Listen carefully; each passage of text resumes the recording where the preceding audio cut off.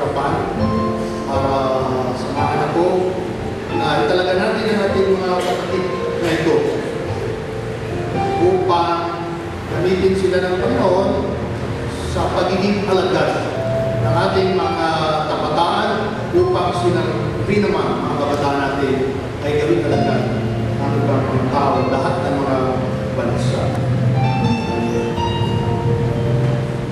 So, hindi ko lahat ay tumayo po, samahan ninyo kami dito. Step na natin ang ating mga kamay sa ating mga advisors ng youth as we install them and I will lead in prayer. Salamat po Diyos sa iyong Great Commission na sa aming paghayo kahit saan ang kami ng loob, gawin namin alagad ang lahat ng mga bansa at tuturo sa kanila ng lahat ng bagay na iniutos ninyo. Salamat sa pangako at sa assurance you are always with us until the end of the days.